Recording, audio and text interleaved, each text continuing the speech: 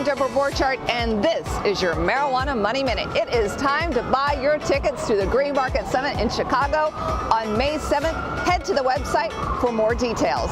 Lawmakers and regulators in Alaska have signed off on new regulations explicitly permitting adults to consume cannabis at specially licensed retailers. When these rules go into effect, Alaska will be the first state to finalize and approve statewide rules for on-site consumption. Harvest Health and Recreation entered into an agreement to buy Verano Holdings in an all-stock deal valued at approximately $850 million. Harvest Health stock jumped over 15% on that news. The deal is expected to close in the first half of 2019. Boy, are we in the midst of earnings season, so let's just jump right in. Acreage Holdings delivered fourth quarter revenue of $10.5 million for an increase of 380% over the previous year's $2.1 million. Now, the fourth quarter net loss was $217.6 million, but listen, it costs money to make money. This company has been on a tear with its expansion. During the fourth quarter, they opened 2 dispensaries under the Botanist brand in Buffalo, New York, and Worcester, Mass. They acquired 1 dispensary in Thames Valley, Connecticut.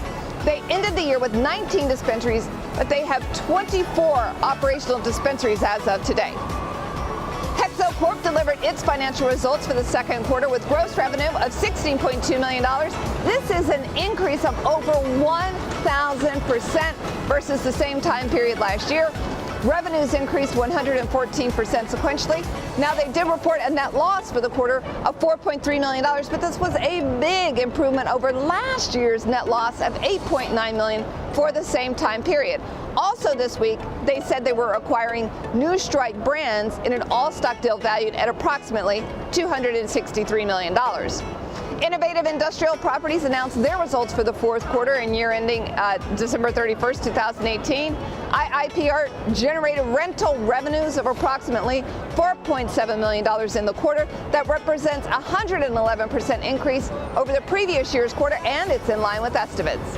Zenerva reported a net loss for the fourth quarter of $7.8 million, but this beat analyst estimates by 21 cents. CV Sciences reported that they had revenue of $48.2 million in the quarter. That was an increase of 133% over 2017.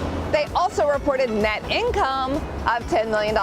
And finally, the Green Organic Dutchman entered into a multi-year extraction service contract with Valens Growworks. And that's it for this week. I'm Deborah Borchardt reporting for the Green Market Report from Times Square.